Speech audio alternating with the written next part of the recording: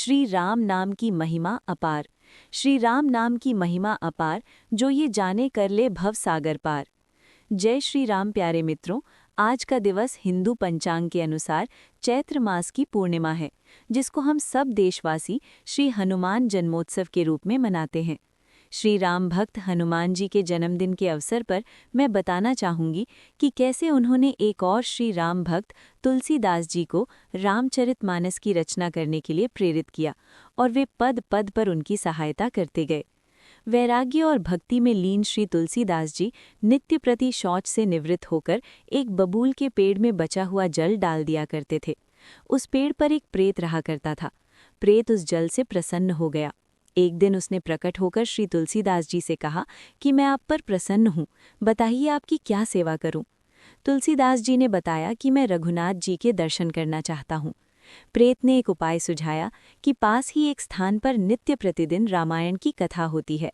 वहां पर एक वृद्ध के वेश में श्री हनुमान जी सर्वप्रथम पधारते हैं और सबसे बाद में कथा सुनकर सबसे पीछे जाते हैं। आप उनसे प्रार्थना करना, अनन्य ही कृपा से आपको प्रभु दर्शन सुलभ हो जाएंगे। तुलसीदास जी उसी दिन कथा में पहुंचे और श्री हनुमान जी को पहचानकर चरण पकड़ गिड़गिड़ाने लगे।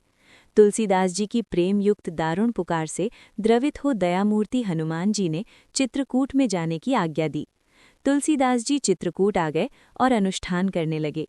कृपा सागर हनुमान जी की कृपा से गोस्वामी तुलसीदास जी को प्रभु के अनेक रूपों में दर्शन हुए, अपितु अपने हाथों से चंदन घिसकर भगवान को तिलक भी लगाया।